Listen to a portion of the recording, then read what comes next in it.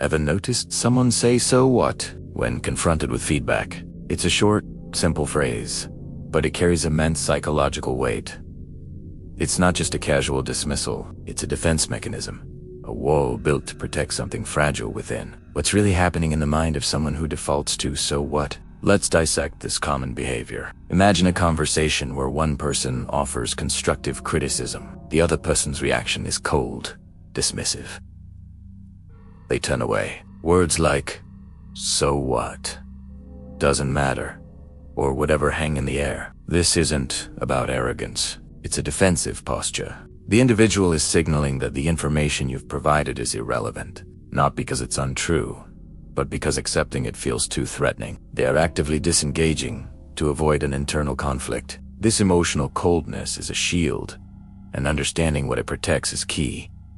When someone says "so what," their brain is reacting as if it's under attack. This is a matter of ego protection. The ego, our sense of self-identity and self-worth, is incredibly sensitive to perceived threats. When feedback challenges it can trigger cognitive dissonance, that uncomfortable mental state where our beliefs clash with new information. The brain wants to resolve this discomfort as quickly as possible, rather than adjusting one's self-image, which is difficult and painful.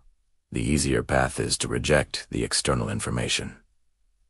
The phrase, "so what," is the verbal equivalent of an immune response, neutralizing the emotional threat before it can penetrate our core identity. It's an instinctive defense of our self-image. So why do people develop this reflex? Often, it's a learned behavior, rooted in past experiences. It might stem from a childhood where criticism was harsh and constant, leading to a belief that vulnerability is weakness. In the workplace, it can be a survival tactic to navigate a highly competitive or critical environment.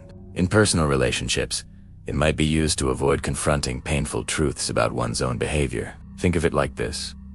A difficult truth is knocking at the door of their consciousness. Instead of opening it and dealing with what's inside, lock it, and pretend no one is there. "So what" is the sound of that door shutting. But this defense mechanism comes with a hidden cost. While it offers temporary relief from discomfort, its long-term effects are corrosive. By consistently dismissing feedback, an individual closes themselves off from essential opportunities for growth. It leads to stagnation. It creates misunderstandings and fosters emotional distance in relationships. Because genuine communication is impossible when one party refuses to engage. The shield that protects the ego also isolates it. Over time, this self-imposed isolation can lead to missed opportunities, broken connections, and a profound sense of being stuck. The safety it provides is an illusion, masking a slow decay of potential. The path to growth isn't found in denial, but in awareness. It begins with recognizing the impulse to say, "so what?" and pausing to ask a different question. Why does this feel threatening to me?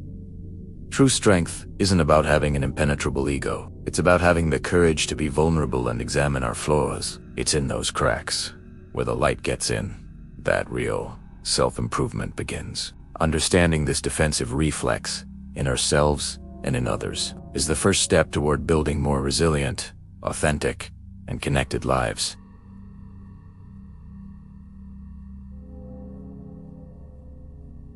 Dismissal feels safe. Growth never is.